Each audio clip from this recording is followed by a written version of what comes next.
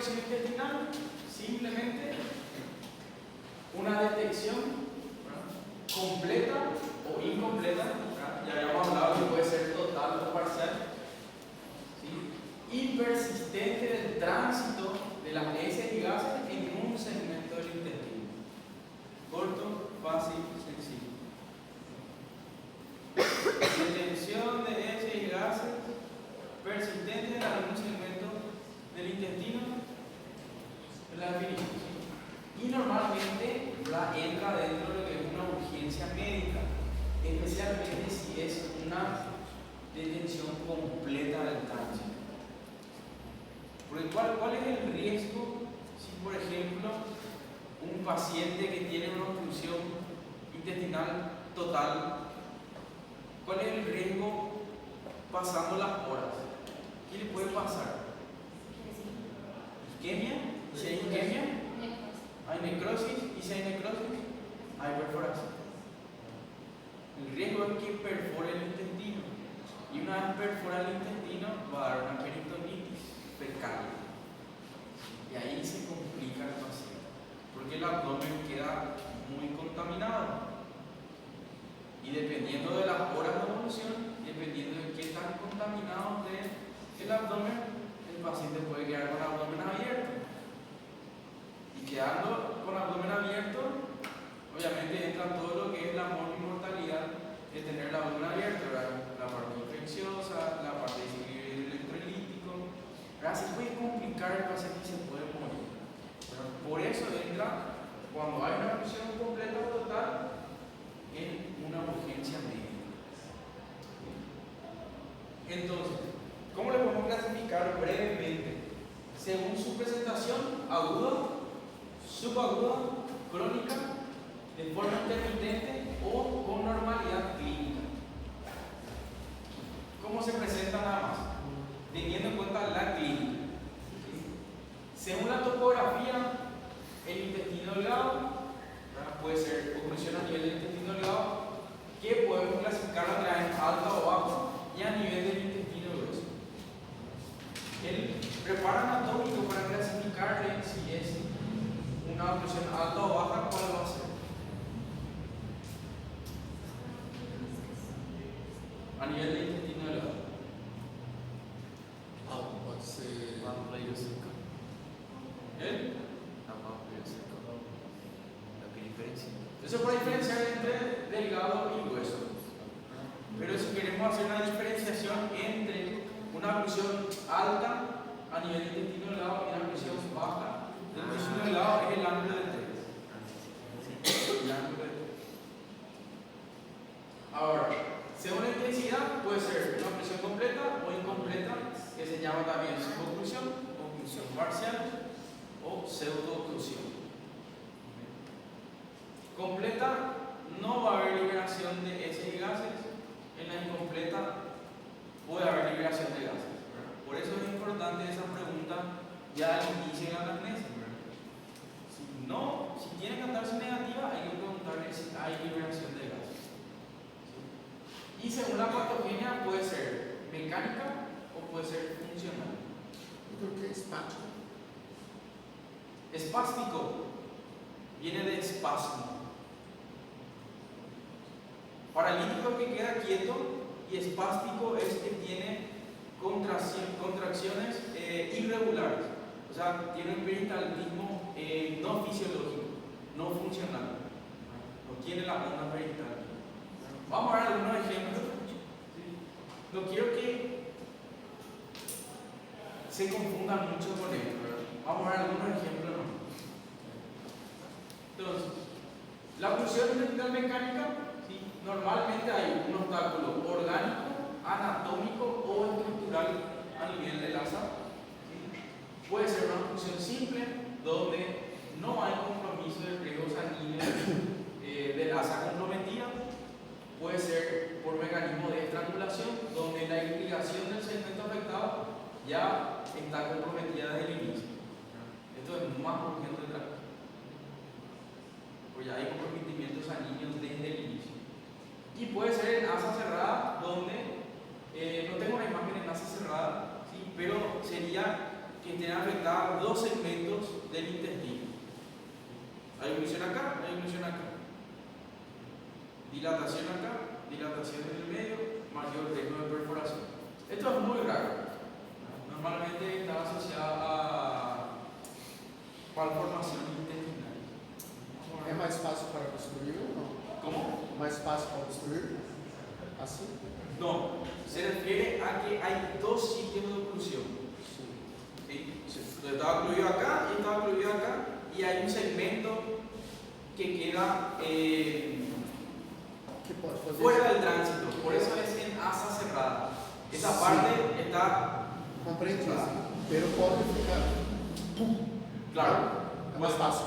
puede, ¿verdad? Y ese es el riesgo de perforación, ¿verdad? En asa cerrada. Ah, Lo que pasa es que lo complicado con una oclusión en asa cerrada es dependiendo de qué tan separados están los puntos de oclusión. Imagínate, hay que resecar eso. Bueno, Entonces, eso es un punto a tener en cuenta cuando es mecanismo de asa cerrada, ¿verdad? Pero no es lo más frecuente. ¿Sí? Esto sí quiero que sepan bien, porque en la parte de teología, especialmente de las oclusiones mecánicas, ¿verdad? Que es lo que más van a ver en la urgencia. ¿Sí? Acuérdense que la compañera ya dijo ya que el problema para una obstrucción mecánica puede estar en la luz del intestino, puede estar en la pared del intestino, o puede ser causas extraintestinales. ¿Sí? Causas luminales, un cálculo biliar, que puede ser por una fístula a nivel de la vesícula y del duodeno, que puede causar un líquido biliar, ¿verdad? No es muy frecuente, realmente es medio raro. ¿Sí? Parásitos intestinales, el clásico ejemplo. Claro. pessoas que não creem. El clásico ejemplo aquí es enterocolitos. Esto normalmente se ve en pacientes más añosos. ¿Sí? Es literalmente materia fecal endurecida, parecida a lo que pasa con el fecalito. Se impacta, ¿sí? Se endurece y se calcifica la materia fecal. Y eso puede llegar a la oclusión. Contenido fecal demasiado espeso también se ve en pacientes añosos. El famoso feca. Ya valoraron a un paciente como fecaloma. Todavía no tuvieron el bautismo en cirugía. Normalmente el bautismo en cirugía es mandarle al interno a romper un fecaloma. Ese es el bautismo. Ahora, consejo. ¿Sí? El fecaloma normalmente es materia fecal endurecida impactada en la ampolla rectal. Normalmente es en pacientes añosos o pacientes encamados. ¿Está bien? ¿Cómo se trata el fecaloma?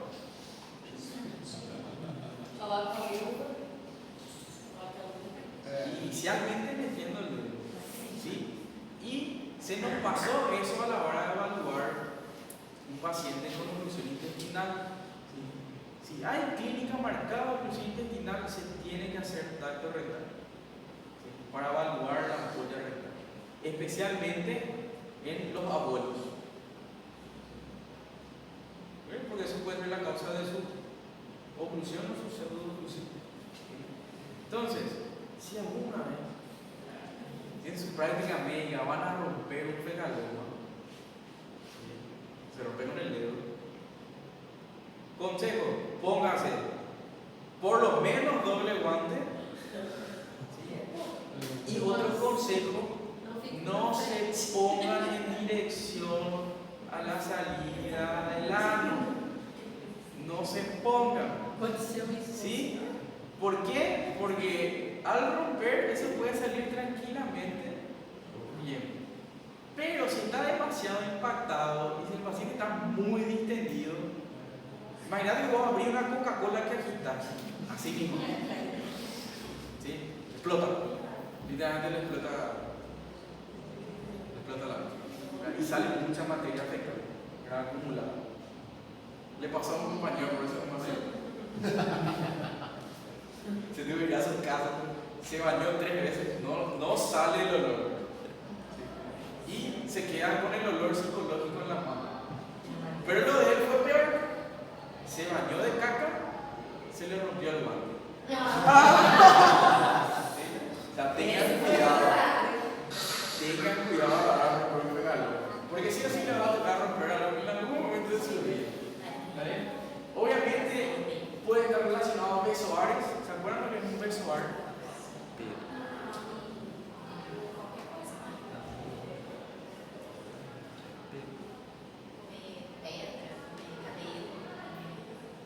Es la ingesta de cualquier material no alimentario. Lo que se suele ver mucho en las mujeres ansiosas es cabello. Cabello, puede ser piedra, como lo comentó, tornillos, metal, vidrio, un montón de cosas puede ser, ¿sí? Entonces, cuerpos extraños, ¿sí? Algo curioso, referente a cuerpos extraños. Cuando estaba haciendo mi especialidad, llega un paciente con distensión abdominal, dice que no va de cuerpo hace 2 días, libera gases y va acompañado de dolor en región anal. Examen físico, bueno, parece que está con una pseudooclusión, se le hace el tacto rectal. ¿Quién le hizo? Y se siente un cuerpo extraño en la ampolla rectal. Sólido, parecía que tenía lados, parecía cuadrado, geométrico, pero era una consistencia sólida y una textura, ¿cómo se dice? Porosa. Raspaba el dedo. No logré quitar con el dedo. Le presenté a la jefa la radiografía. Se ve en la ampolla rectal un cuerpo extraño de densidad ósea.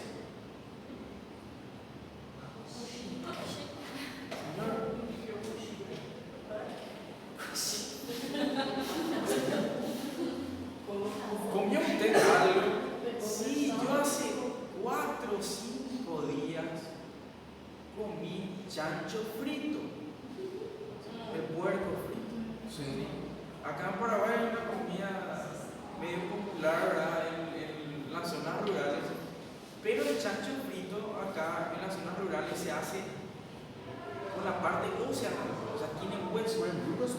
Aparentemente el trago se fue y se impactó a nivel de la ampolla rectal y le hizo una pseudooclusión intestinal. Claro, tenía sentido su historia. Obviamente después están los cuerpos extraños clásicos, ¿verdad? Los consoladores pueden venir y van a encontrar de todo. Nosotros llegamos a operar desodorantes. El más raro que me tocó operar fue un señor de 62 años que vino con mucho dolor abdominal en el bajo vientre y vino con la esposa. Por Cristo quería que su esposa entre a la consulta. Fue sincero. Doctor, me metí un mango. Un mango. Ustedes llegaron a ver el mango acá en Paraguay, es pequeño. Y el mango que ustedes conocen era ese mango.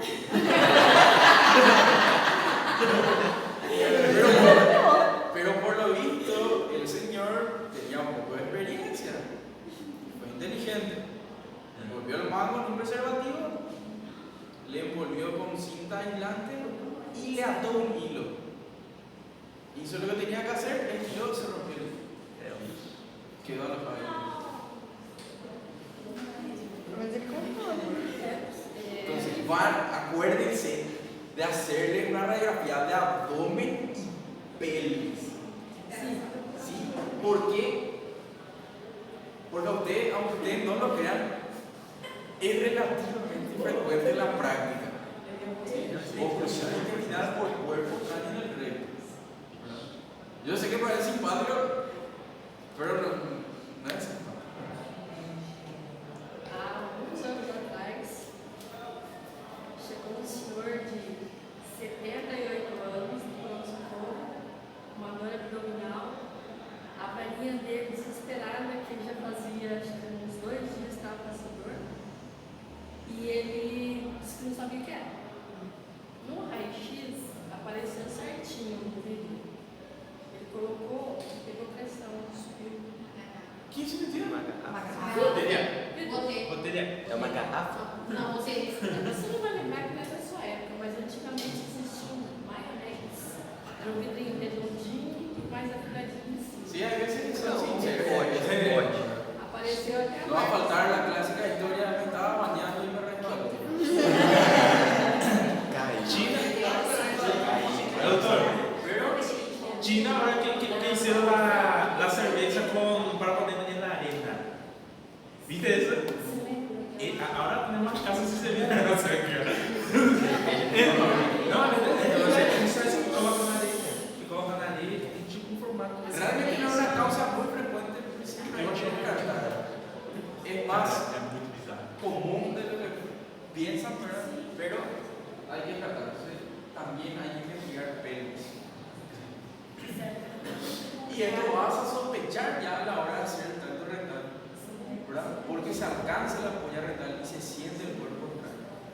Entonces, terminamos el examen físico y pedimos una radiografía para evidenciar si hay un cuerpo extraño. Porque dependiendo del tamaño y de qué tan impactado tiene el cuerpo extraño, es quirúrgico. A veces se trata de evitar ahí lo que tiene espectro, también, y buscas el médico con la mano más pequeña. Bien traumático. Si no va así, no se llama bien. Si está muy importante. Entonces, tumores pediculados del intestino o invaginación intestinal, ¿verdad? Que es más frecuente en la población pediátrica. Ahora, causas parietales, todo lo que tenga que ver con anomalías congénitas, ¿sí? Que es lo más frecuente en los neonatos, ¿sí? Las atresia intestinales, estenosis, duplicación intestinal, neoplasias, enfermedad inflamatoria, las colitis y obviamente, ¿verdad? Lesiones iatrogénicas en algún procedimiento quirúrgico previo, ¿verdad? O puede ser por trauma, ¿no? Muy difícil que sea por trauma, pero se menciona en la bibliografía. Y las causas extraintestinales también hay que tener en cuenta, ¿sí? Anomalías congénitas como el páncreas anular, que forma un anillo el páncreas alrededor del duodeno y puede llegar a ocluir, ¿sí? Formaciones de bridas, hay formaciones de bridas intrauterinas también, que son congénitas. Eso no hay forma de saber hasta la hallazgo quirúrgico. Procesos inflamatorios, ¿sí? Intraabdominales, apendicitis aguda, pancreatitis con importante inflamación local, divertículos inflamados. Aqui está descartar patologia ou processo inflamatório. Pólipos também pode obstruir, pode. Facilita a obstrução ou não?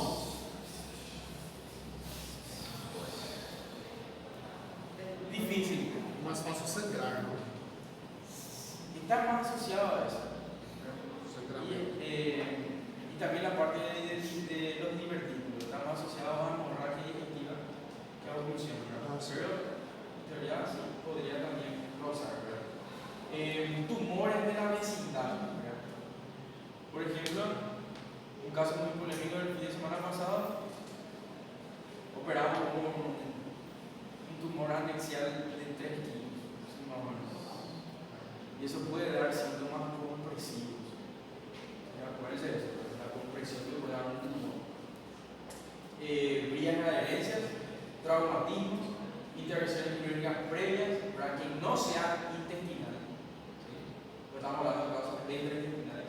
Hernias internas o internas, ahí hablamos de hernias umbilicales, hernias inguinales complicadas y el famoso cólculo intestinal, ¿verdad? problema no está realmente en el intestino, sino que está en los puntos de fijación del intestino, ¿verdad? Por eso entra dentro de la causa extraintestinal. Bueno, seguimos. Ahora, eso era mecánica.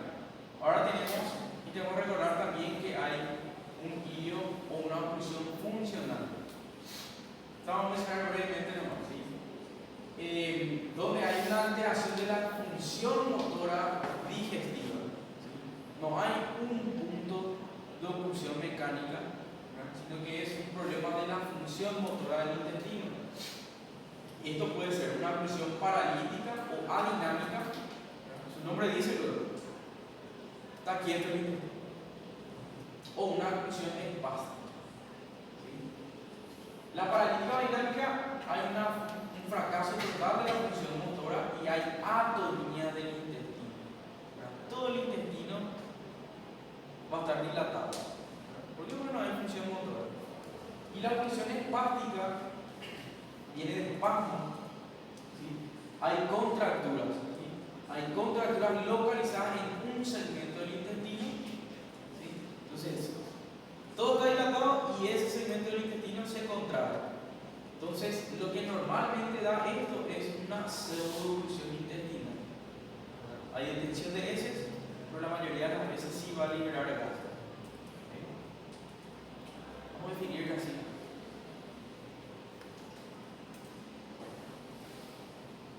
Etiología es muy variada.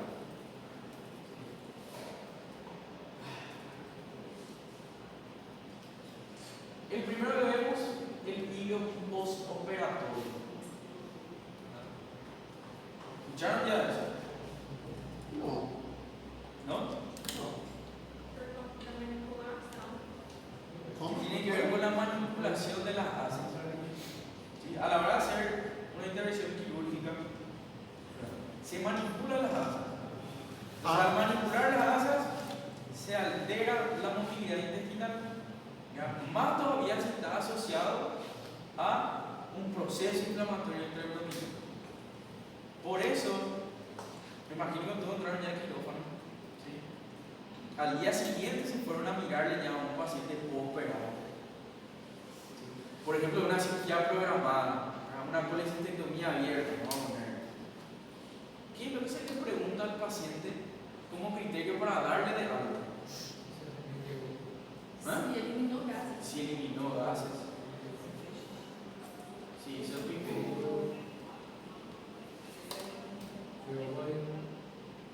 Si fue al baño. ¿Y al examen físico? Niveles hidroaéreos. Que haya presencia de niveles hidroaéreos. Ahora, ¿y nuestro objetivo cuál es? Para que se vaya a su casa. ¿Qué? Tolere vía oral. ¿Cuándo iniciamos la tolerancia vía oral en esos pacientes?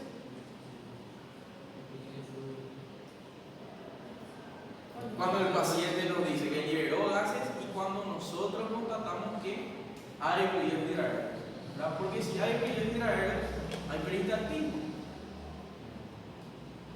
Si hay peristaltismo, el paciente puede empezar a tolerar. Sería muy diferente que le demos de tolerar a un paciente que no tiene fluidos hidroaéreos. Va a distenderse, va a tener náuseas y probablemente vomite. Entonces es el ilio que se da después de la cirugía. El ilio peritonítico. ¿Alguna vez ya vieron o evaluaron un paciente con peritonitis?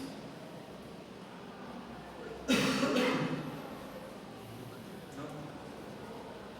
Pero, ¿vieron en clase ya? Peritonitis. ¿Sí? ¿Signos de peritonitis?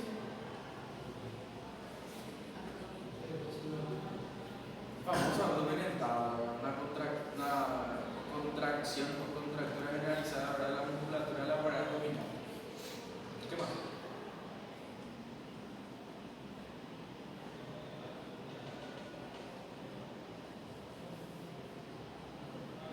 ¿Quién normalmente hay una peritonitis? Es un proceso inflamatorio. Dolor. ¿Y en el abdomen qué puede haber?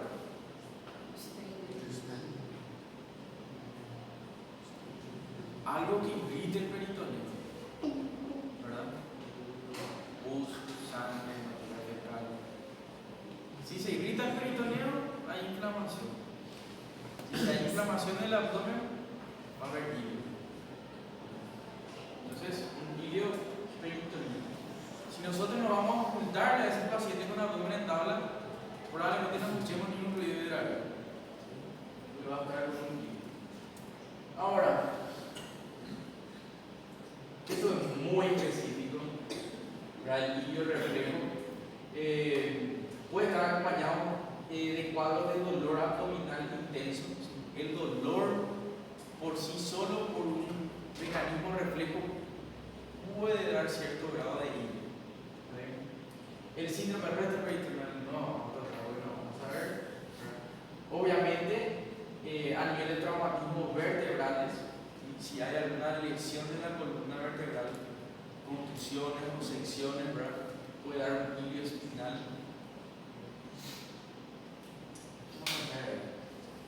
Lo único que quiero que sepan es que también está relacionado a alteraciones tóxico-metabólicas o carenciales. Por eso al paciente que está obstruido también se le pide un estudio que acá en el hospital es muy difícil de conseguir, que son los electrolitos. Los electrolitos son muy importantes. Entonces, puede estar relacionado a alteraciones metabólicas como la uremia, la diabetes descompensada, por ejemplo, un paciente con cetoacidosis diabética, coma diabético, depresión del potasio, o sea, una hipopotasemia. Trastornos vasculares como isquemia y hipoxia, van a dar hilio, y algunos fármacos, ¿sí? Tanto anestésicos epidurales como para anestesia general, bloqueantes ganglionares, algunos analgésicos, relajantes musculares, antidepresivos tricíclicos. No les voy a contar mucho de esto, ¿sí? Pero sí quiero que sepan el hilio postoperatorio, el hilio peritonítico y que está relacionado a alteraciones metabólicas. Eso es lo que usted tiene que manejar sí o sí. Eso no se le puede pasar ahora. El hilo de reflejo, y hay varias razones, pero hay un poco más específico. Pero esto sí quiero que sepan bien. El postoperatorio, el peritonítico y que pueda estar relacionado a alteraciones tóxico-metabólicas. A ver, eso era a nivel de hilio paralítico. ¿Sí? Hay un fracaso total de la musculatura, ¿verdad?, del asa. Y luego está el espástico. Las causas pueden ser interluminales, morales, extraintestinales.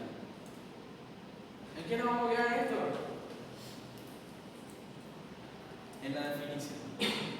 No les voy a complicar, porque si les voy a preguntar, les tengo que hacer estudiar todas las causas.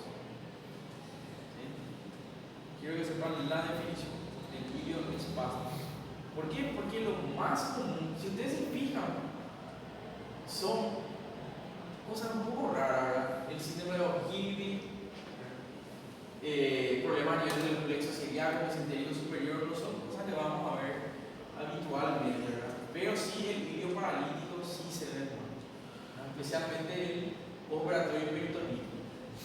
Y sospechar de alteraciones tóxico-metabólicas, especialmente relacionadas al potasio. Bueno, causas más frecuentes según los grupos de edad en el recién nacido, ya habíamos visto, ¿verdad? Todo lo que tenga que ver con malformación congénita intestinal, ¿sí? La atresia, duplicación, defecto de rotación, hilio meconial. ¿Cómo sospechamos de una obstrucción intestinal en un recién nacido?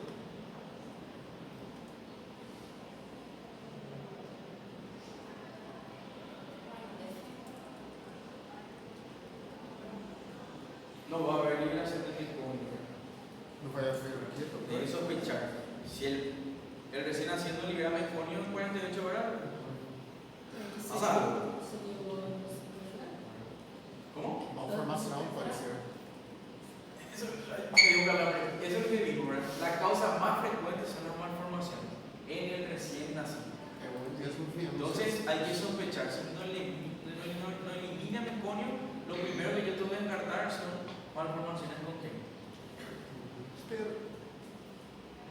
na hora de ler sua indicação, já vai saber que o pediatra não tem que ter feito tudo essa inspeção, né? Y si no tenés pediatra y estás en el Amazonas solo, Ai, sei te toca como é. recibir un paciente. 20 anos vivo na Amazônia. Sí, obviamente, porque el pediatra le va a ver. Ai, difícil.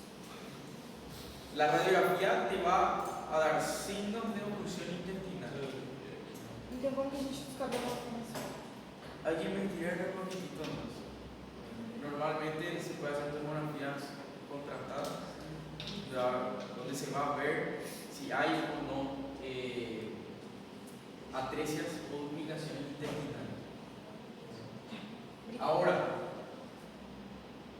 Agradeço. otra cosa que hay que descartar es el megacolon congénito. ¿Leyeron ya alguna vez el megacolon congénito? Tiene otro nombre, es un nombre propio.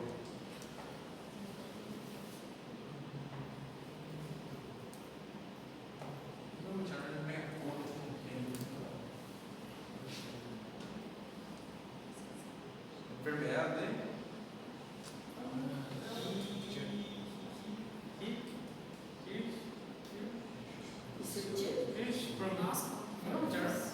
Ya. ¿cuál es el problema del megacolon congénito? Vamos a dar una clase de megacolon. ¿Nunca escucharon? Bueno, investiguen. ¿Verdad? Porque hay un megacolon adquirido. Ese sí van a conocer. ¿Por qué? El problema está en la inervación. Mas como que é o nome? Enfermedad de Hirschsprung. Parece russo isso. Porque después Hirschsprung, difícil de É ver. inglês. Creo que es alemán. Alemão? ¿Conocen el megacolon adquirido? ¿Verdad? Não. ¿No? Eu não tô comprando.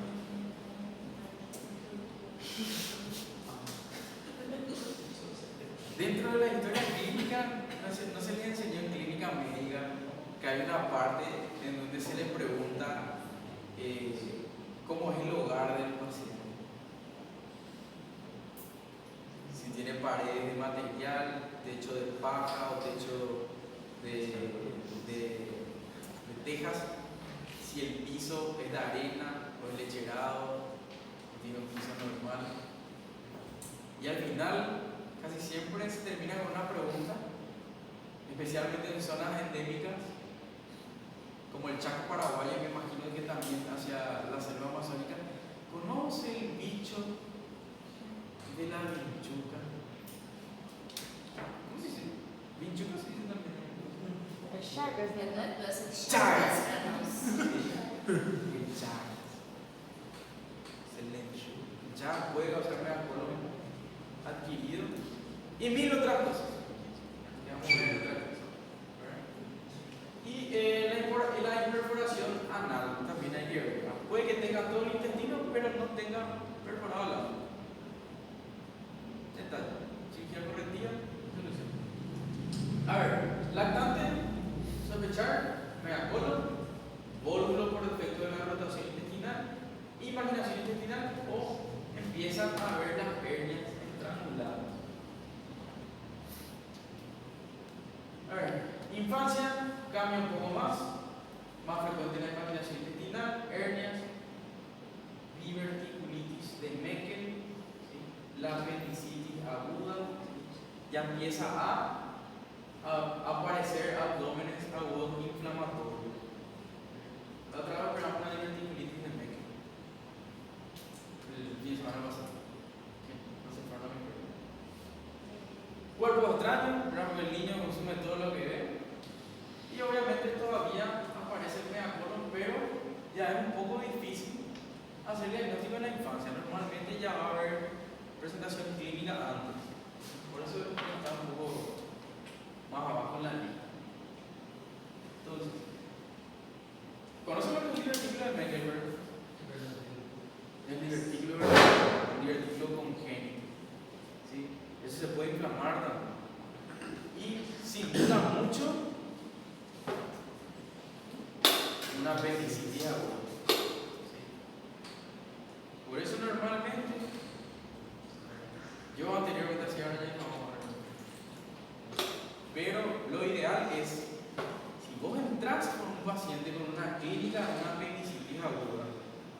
al quirófano.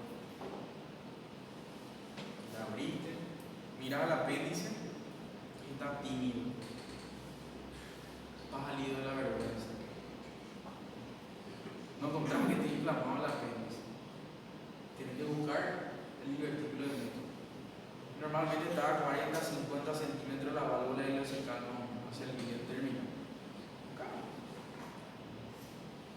¿Por qué? Haciéndole operar esa diverticulitis, si está complicada, se va a morir. Va a ser una perforación intestinal a la larga.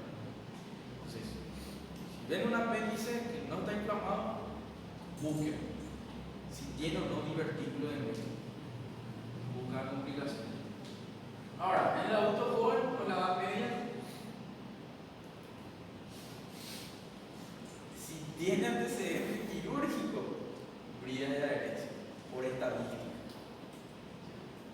Si no tiene antecedentes quirúrgicos, entra todo lo que es hernia complicada, ¿sí? Y enfermedades intestinales inflamatorias, como la enfermedad de Crohn. Obviamente no es lo más frecuente, sabemos que si se da un tumor maligno en un paciente joven, normalmente es agresivo y del peor pronóstico. Y en el anciano sí hay varias cosas que descartar, ¿verdad? Por estadística debemos descartar cáncer de colon, ¿sí? Por la edad. Pero realmente, si le evaluamos a un paciente anciano, lo primero que tenemos que hacer es tacto rectal y descartar que tenga un fecalón. Y después tenemos la otra causa, como decimos, de herencia sin antecedente quirúrgico, las hernias estranguladas y aparece otra vez lo que es el abdomen agudo inflamatorio.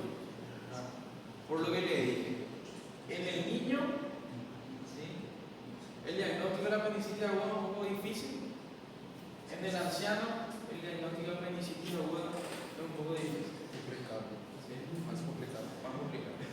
Puede venir con síntomas de oclusión intestinal o más también, ¿verdad? Y un proceso inflamatorio. Na infância, mais apendicite. E a apendicite seria mais agressiva. Não, Mas- que é mais difícil de achar nos dois. Mais difícil de encontrar. Ahora de la clase, los extremos de la edad, la sintomatología es diferente a la de un adulto, ¿verdad? O a la de un niño ya adolescente. Entonces se dificulta un poco el diagnóstico, se puede llegar a hacer un diagnóstico un poco más tardío. Por eso vimos que en el niño tiene mayor riesgo de perforación por el probable diagnóstico tardío que se suele hacer. Además que hay que descartar otras patologías para hacer diagnóstico diferencial en el niño. Pero a ver, Eu já tive. te olvidaste.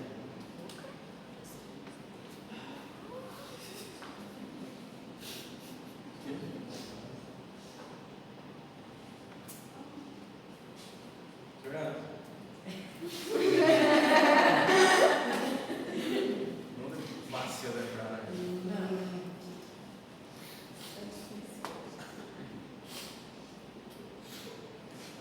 Bueno, fíjense para a entender qué es lo que pasa en nuestro sistema intestinal. Hay ciertas cosas que ustedes ya me dijeron, ¿sí? Al comienzo hay un hiperperistaltismo de lucha. Entonces no se dejen llevar tanto por los ruidos hidroaéreos, porque al comienzo pueden estar aumentando por el hiperperistaltismo de lucha.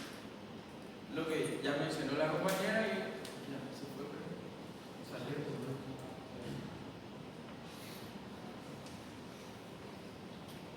Músculo liso se fatiga. Si se fatiga el músculo liso, pierde su tono. Y si pierde su tono, se dilata. Por eso vemos dilatación proximal a la obstrucción de las asas.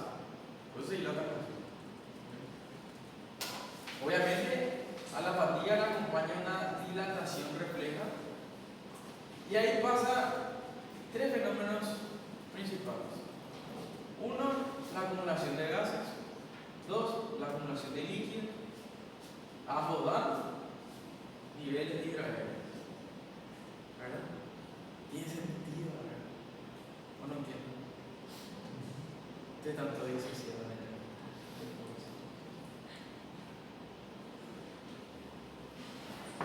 Entonces, ¿se acuerdan de los signos radiológicos, verdad?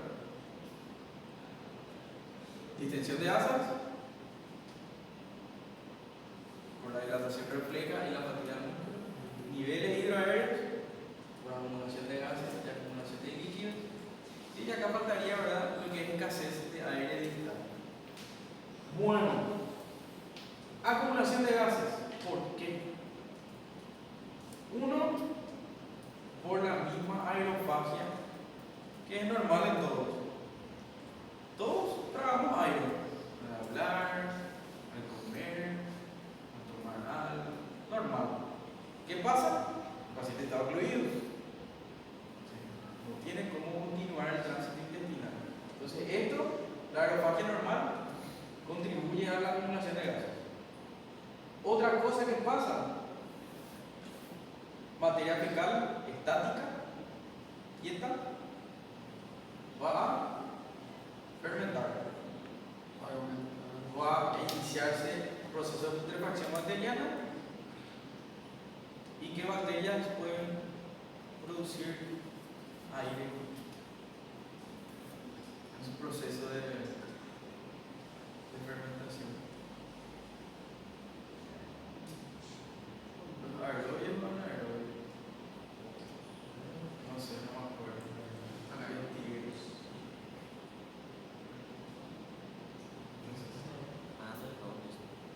Otro proceso por el cual va a aumentar, o sea, acumular gases. Y obviamente, ¿verdad? Este mismo proceso, ¿verdad? Ese proceso estático, el proceso de fermentación va a hacer que haya una proliferación bacteriana de por sí, ¿verdad? Después va a haber alteraciones de pared. Acá vamos a mezclar un poco. La distensión, el acúmulo de gases y el acúmulo de líquido va a hacer que haya una alteración en la circulación de la pared intestinal. ¿Sí?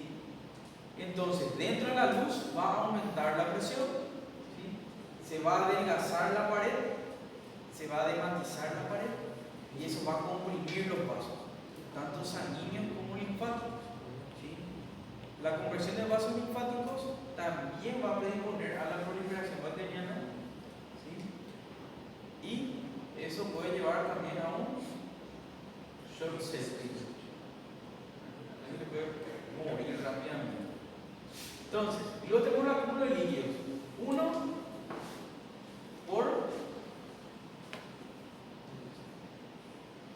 esto realmente depende de la altura de la oclusión. Cuanto más alto es la oclusión, especialmente si es en asa delgada, tiene menor superficie de absorción para absorber líquido. ¿Cuál era el segmento del intestino donde había mayor absorción de agua? ¿Seguro? ¿Seguro? Bueno, y luego hay una hipersecreción en respuesta a la distensión. Se distiende y hay mayor secreción de líquido o extravasación de líquido hacia la luz por parte de la mucosa y la pared intestinal. Entonces, se acumula gases, se acumula líquido. Todo esto, además de la fatiga de la fibra muscular, causa aumento de la presión y al final compresión de sus vasos sanguíneos, que va a llevar a la hipoxia del tejido, la hipoxia va a llevar a la necrosis, y la necrosis va a llevar a la perforación, y la perforación va a llevar a la peritonitis, y la peritonitis puede llevar a la muerte. ¿Entendieron? Nunca más se van a olvidar de esto.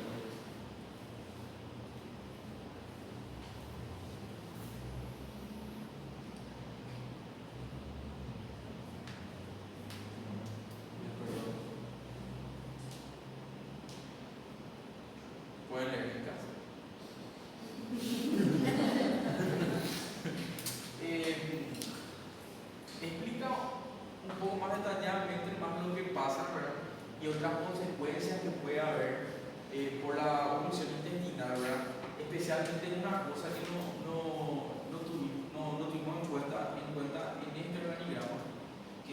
parte respiratoria. ¿Sí? Nunca vieron un paciente tan distendido que tiene dificultad respiratoria. Normalmente se suele ver un paciente asítico y tal.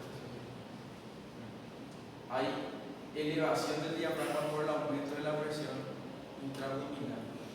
Se va a presionar el diafragma y va a dificultar la mecánica respiratoria. Pueden leer en casa, tranquilamente. Ahora,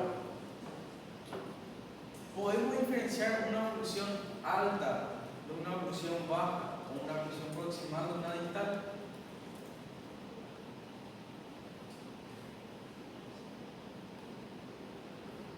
¿Cómo? Sintomas, quanto mais alta, os sintomas manifestam mais antes. É isso que perguntou, a diferença que alto e baixo.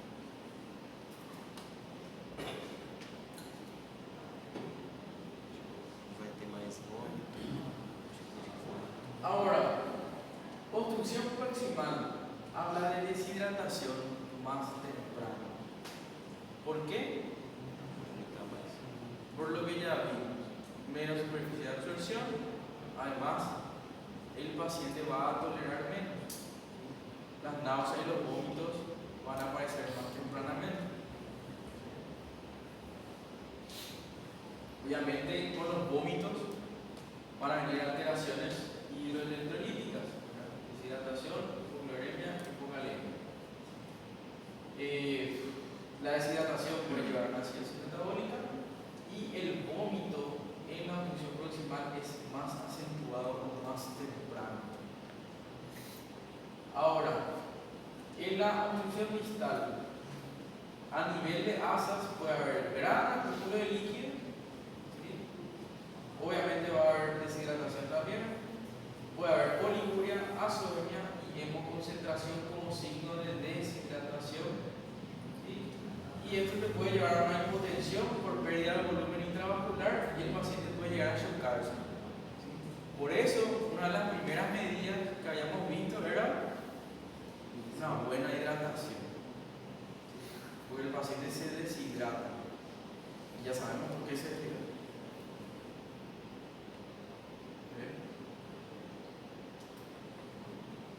Manifestaciones clínicas de memoria de examen. Rápidamente. Oclusión simple.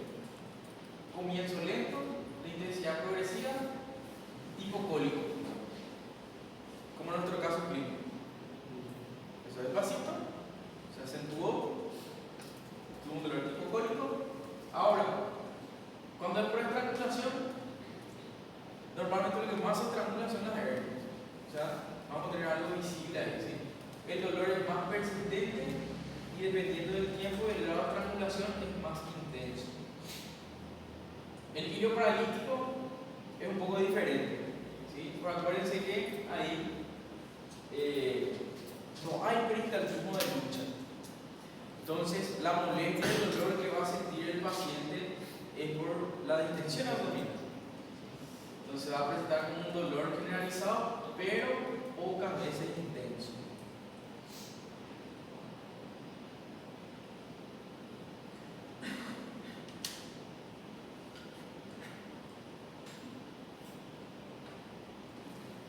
Professor, Señoría. a dor da estrangulação é uma dor intensa, só que é voltada, opressiva, como é que é? Y normalmente se le describe como un dolor persistente. ¿Sí? No es tipo cólico, ¿verdad? Porque lo que está sufriendo es un segmento de asa. ¿Sí? Lo que duele es el proceso inflamatorio que se está llevando a cabo a nivel del asa estrangular. Obviamente, normalmente, ¿verdad? Lo que se estrangula, si es intestino, te va a dar una oclusión intestinal. Y normalmente uno tiene que buscar en zonas más comunes. Por eso el examen físico abdominal se tiene que descubrir al paciente por debajo del pezón y se tiene que ver las fosas herniarias inguinales. Se tiene que evaluar el completamente al paciente. Lo que más solemos ver, hernia umbilical o hernia inguinal. Normalmente, en mi experiencia, lo que más veo es hernia umbilical complicada. ¿Por qué? Porque el anillo es un poco más fibroso, se suele estrangular más. A ver, lo que llamamos hilo paralítico, ¿verdad? Cuando empieza es un dolor difuso, generalizado, pocas veces intenso. Si se resuelve la causa del hilo paralítico, ahí empieza el dolor tipo cólico, ¿verdad? ¿Por qué?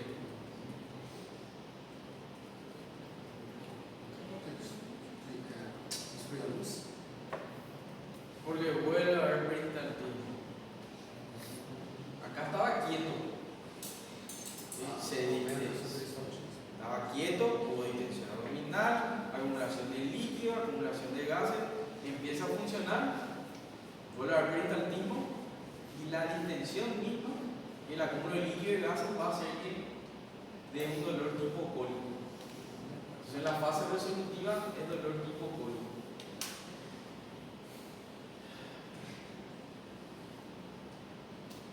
Esto menciona la bibliografía. En mi experiencia no es tanto así. Yo siempre le voy a decir lo que dice el libro y lo que yo a veces le digo al paciente. Según la localización, puede variar la zona del dolor y puede variar ciertos signos clínicos. Como ahora, obviamente, por la localización del intestino delgado, la localización anatómica, sabemos que el intestino delgado ocupa una región central en el abdomen. Entonces, en teoría, si está por el intestino delgado, el dolor es central, periumbilical. Si la obstrucción está a nivel del colon, en teoría, la distensión y el dolor es más periférico.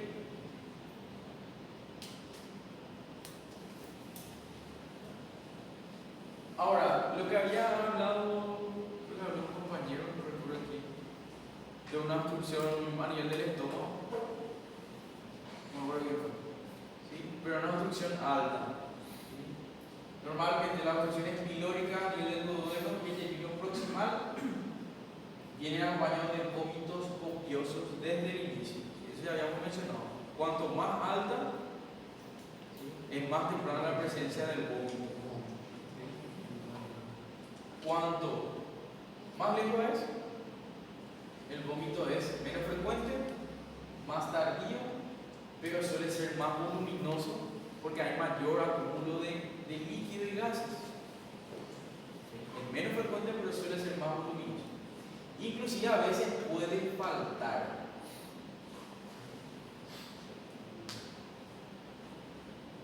¿Qué puede ser una característica que le tiene que llamar la atención si una obstrucción es baja con respecto al vómito?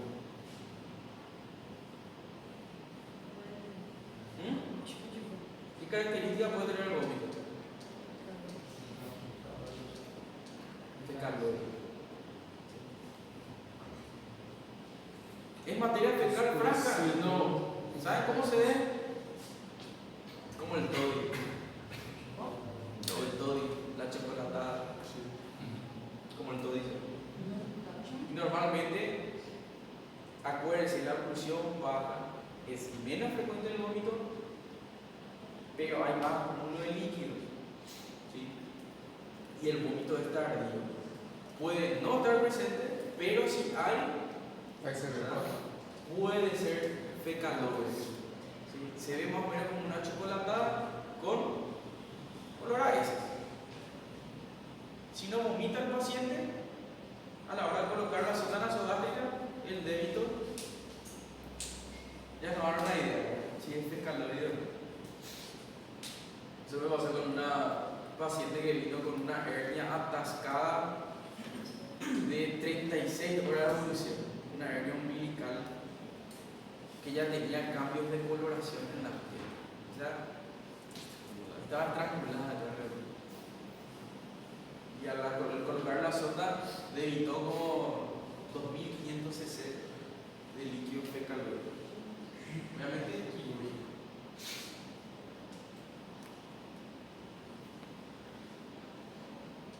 Distensión abdominal. Les tiene que llamar la atención. A ver, cuanto más alto es, ¿qué va a pasar?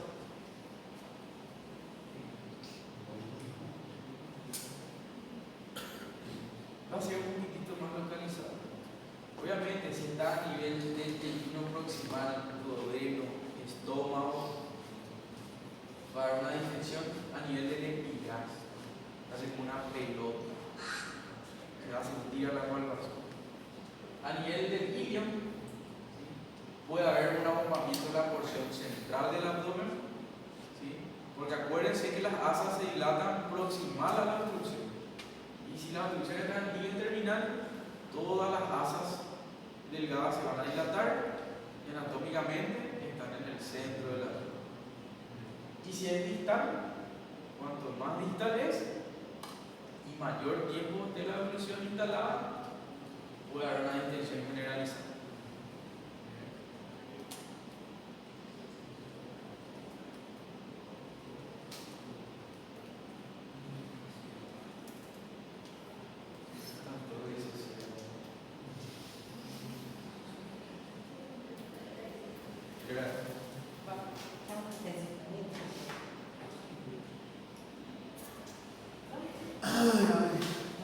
Não, mas peraí, a prova vai ficar mais difícil? Quiero que entre esto en el examen. Pero vai entrar, não vai?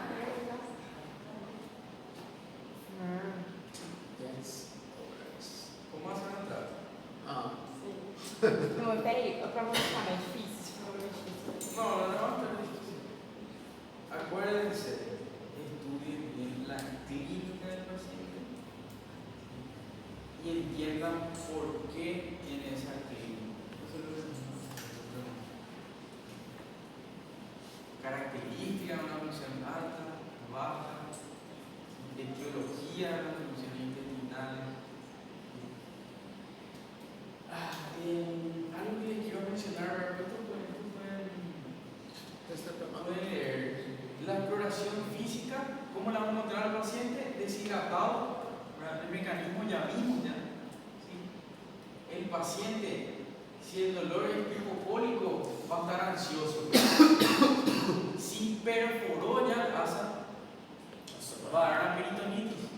Y normalmente el paciente que tiene peritonitis no se quiere mover, porque al moverse tiene dolor. Entonces, la vamos a mostrar inmóvil. La temperatura puede ser variable. Normalmente es normotérmico del paciente.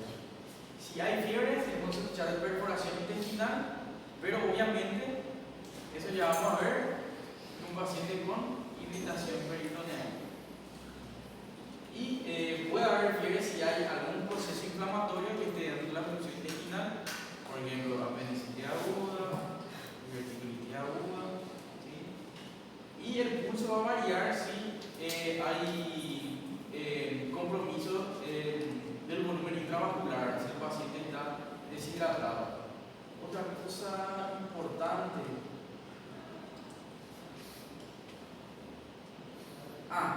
El examen físico. ¿Sí? Al mirar al paciente, ¿sí? Ya podemos ver algunas cosas, ¿verdad? La distensión, dependiendo del grado, si el paciente es flaco o gordo, es visible a simple vista. ¿Sí?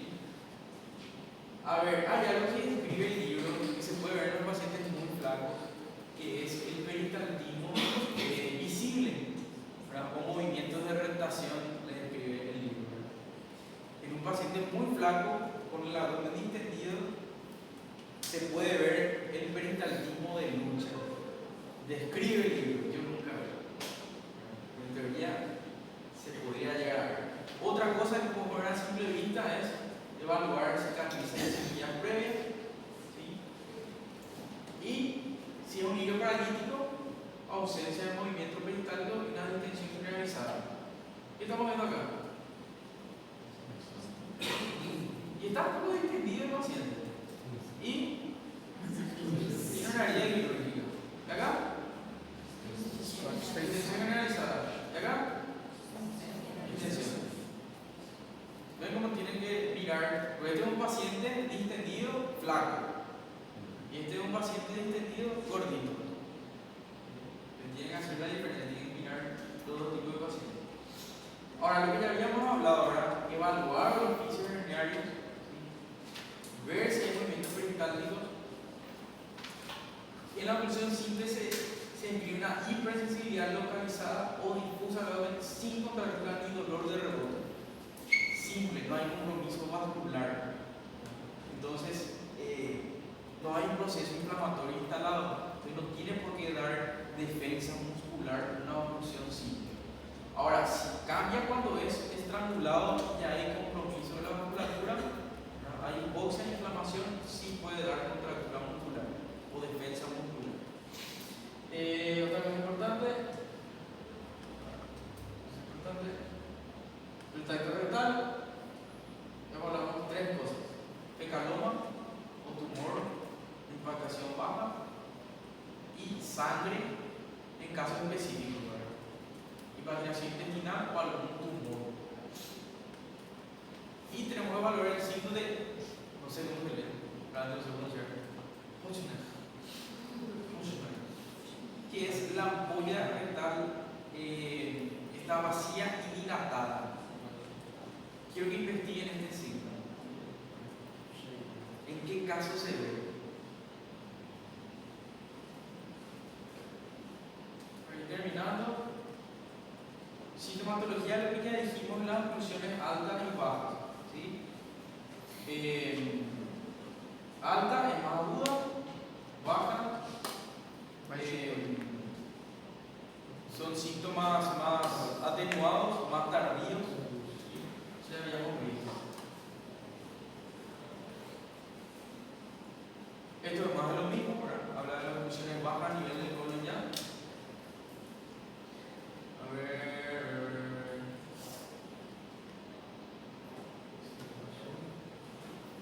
Esto hace la diferencia con una oclusión simple con estrangulación. ¿Sí? Simple es una oclusión mecánica. Sin proceso inflamatorio. Estrangulación, hay compromiso de la vascularización, hay proceso inflamatorio. Estos signos clásicos de estrangulación tienen que saber, puede ir acompañado de taquicardia, leucocitosis, dolor abdominal constante, no espasmódico, no de tipo cólico.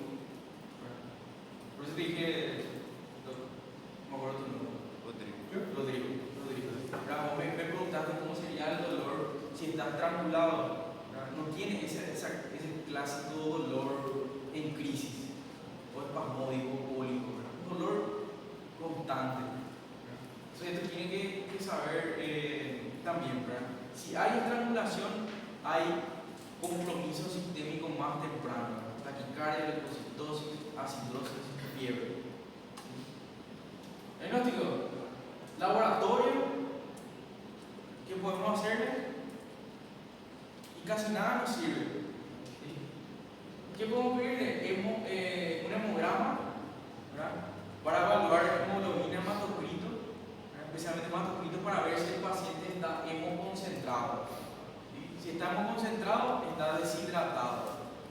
Hay que mejorar la terapia de hidratación endovenosa. ¿Sí? Puede dar una leucocitosis leve, obviamente. Si es por mecanismo de estrangulación, sí va a tener leucocitosis. Esto habla de una oclusión mecánica simple. Y lo que suele ir acompañado también son las anormalidades electrolíticas. Entonces, acuérdense de pedirle también entre los laboratorios de toda oclusión electrolíticos. Porque acuérdense, si vomita mucho, va a hacer un desequilibrio electrolítico del medio interno. Entonces, va a ser una hipoprenia y una hipopotasemia. Y la hipopotasemia te puede llevar a una alteración otra vez de la motilidad intestinal y entramos en un círculo vicioso. Por eso es importante también evaluar anormalidades hidroelectrolíticas. Ahora, eso es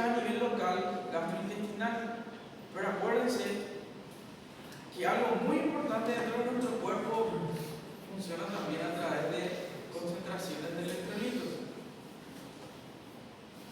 En el corazón. Hay que corregir el desequilibrio electrolítico. Entonces, radiografía. Habíamos dicho que le íbamos a pedir mínimamente, ¿verdad?, una radiografía de abdomen simple con el paciente en bipedestación. Esto es lo más indicado realmente. ¿Para qué? Para evaluar la triada clásica de oclusión intestinal.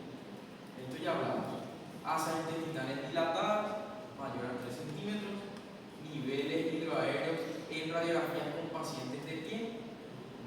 Por eso tiene que ser, el paciente tiene que estar en bipedestación. Y escasez de aire en el colon o en la región más distal.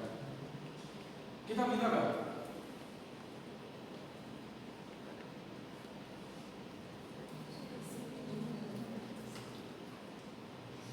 Sí. ¿Cómo se llama? Fuerte. ¿Seguro?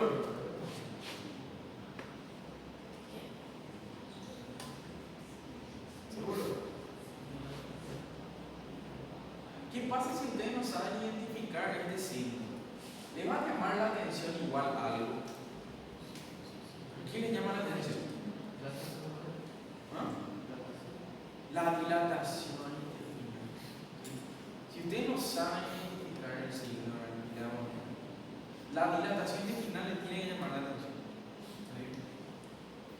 ¿Y acá?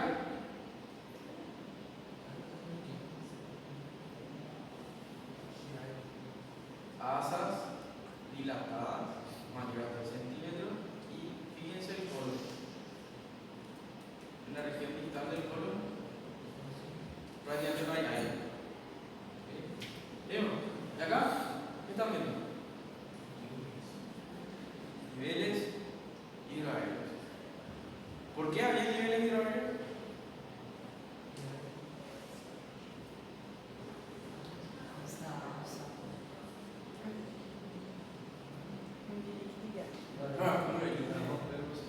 La visipatología hay acúmulo de líquido. ¿Y acá?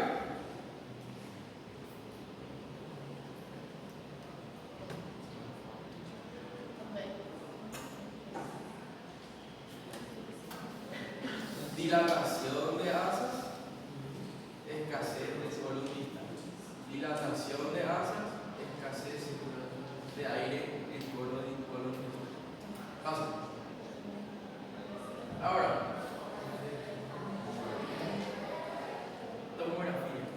La tomografía es un poco más difícil de evaluar, especialmente si nunca vieron. Mas por que? Tipo assim, se o raio-x de amigável, tem métodos signos. Por que precisa de tomografia? No hace falta. Si ves la radiografía con signos intestinal, ya te dice eso. Lo que te podría ayudar la tomografía es a determinar la zona específica de dónde está la oclusión. Pero para eso vos necesitas contraste. Tomografía simple va a sacar lo mismo en una radiografía. Asa dilatada, acúmulo de líquido. Uma radiografia com contraste também, certo? Sí, pero te da una región un poco más gruesa. Acá vos podés seguir la sala y puedes ver casi exactamente dónde vas a encontrar la oclusión intestinal. Además, la tomografía contrastada también te ayuda a la hora de evaluar si es el problema parietal, te ayuda mucho la tomografía contrastada. El otro te dice el nivel, te dice que hay oclusión, te podría decir el nivel de oclusión por el uso de contraste. Solamente que la tomografía tiene ventaja a la hora de evaluar mejor la pared del asa. Então, por exemplo, se decide uma operação programada, aí a gente sempre pede tomografia. Hã? No hace falta pedir tomografía en todos los pacientes. La duda diagnóstica y si querés localizar exactamente, ¿verdad?,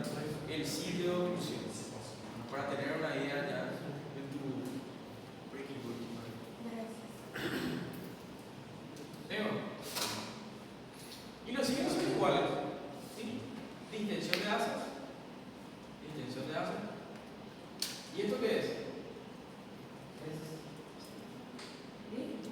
Líquido. Líquido. A ver, un poco. Usted tiene práctica con el doctor Renzo y el doctor Rolón, ¿verdad? Fíjate que le muestre tomografía. Para mirar el Rolón. ¿Verdad? Ah, doutor, vamos mostra sempre. Sí, el doctor Rolón ve mucho tomografía. Explica bem. Ahora, es un poco difícil enseñarles a leer imágenes.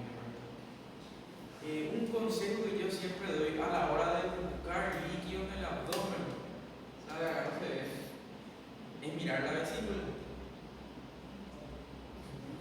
Vesícula es todo. ¿Por qué? Porque en la vesícula hay líquido. Pero, pode Si vos no estás entrenado para diferenciar si es líquido o no, mira la vesícula. Y una densidad, ¿verdad? Similar, ¿verdad? A lo que se encuentra en la vesícula es líquido.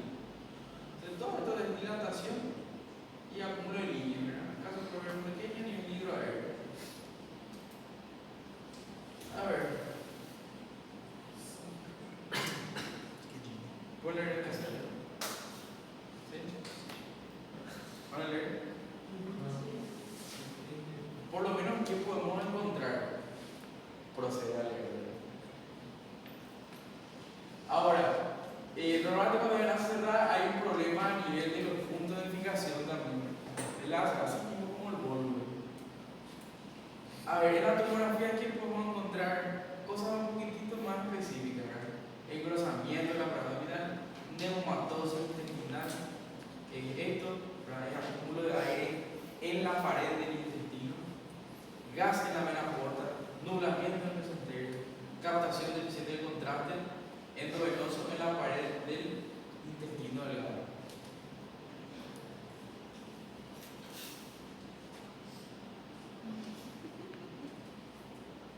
Tratamiento. Lo básico que ya dijimos, ¿sí? 3 vías.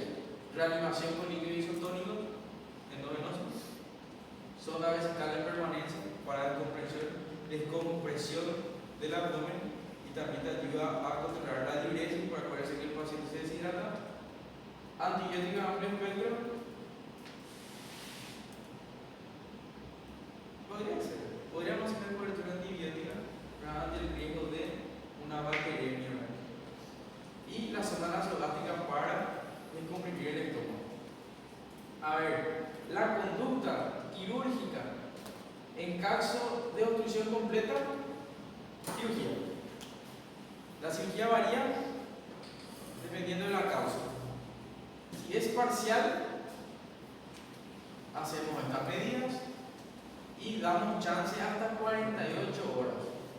Si no mejora con el tratamiento conservador, se recomienda la operación quirúrgica. Esto dijimos, procedimiento quirúrgico depende de la causa de la obstrucción. Ahora, a la hora de operar, de explorar, especialmente si el mecanismo es por estrangulación, hay que observarle bien al asa que estuvo estrangulada. Hay que observar la viabilidad del intestino. Ustedes tienen, por ejemplo, un paciente con una hernia umbilical estrangulada. Llega el paciente, bueno, quirúrgico, entramos a quirófano y nosotros tenemos que evaluar la viabilidad del intestino. ¿Cómo ustedes van a saber que ese intestino está vivo?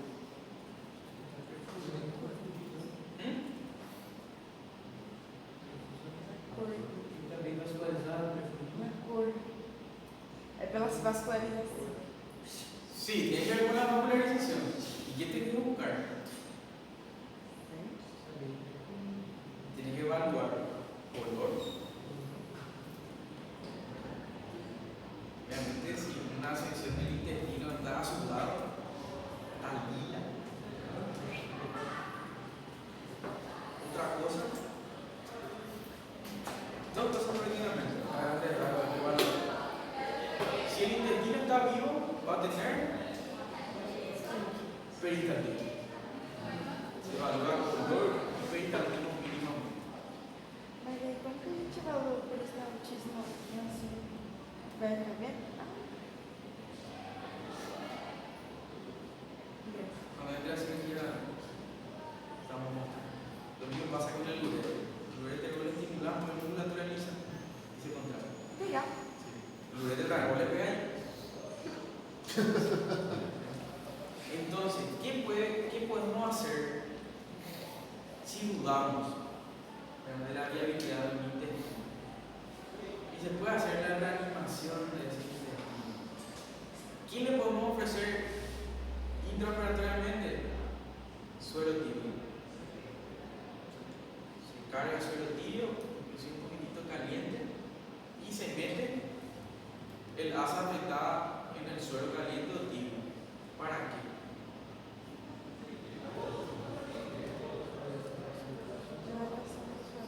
Para que haya vasodilatación.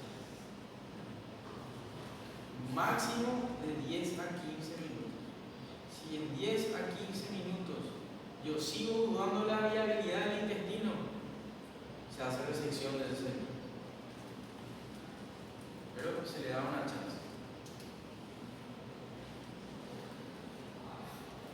Van a leer acá. Son conductas quirúrgicas según el hallazgo intraoperatorio, según la causa. Mencionar.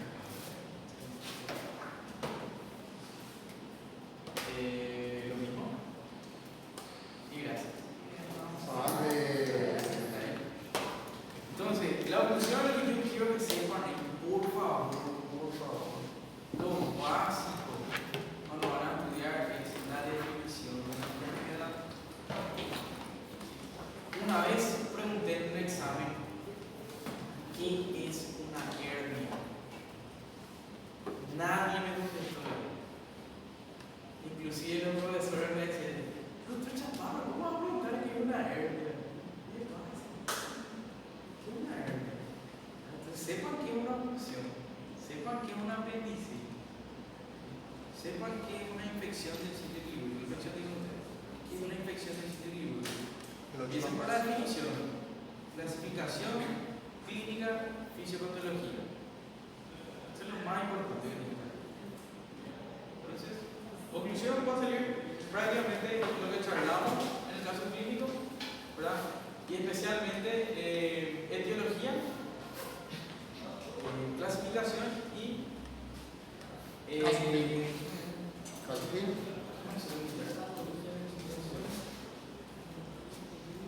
Tratamiento cae.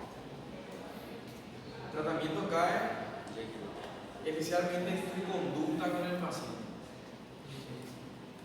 Por ejemplo, Técnica cirúrgica no. no, conducta quirúrgica depende de las causas. No, sim, mas nesse caso, nos outros. Pero vos tenés que saber identificar si el paciente tiene conducta quirúrgica de entrada o te puede hacer manejo conservador. Eso es lo que vos tenés que identificar. Eso es lo que yo les voy a preguntar a ustedes. Pero obviamente no les puedo preguntar la conducta quirúrgica de todas las causas de una oclusión intestinal, porque es muy variado. Manejen bien lo básico y van a pasar el examen. Hola, Beca. ¿Ya te llamaron? ¿Lo voy a decir? Sí, acá.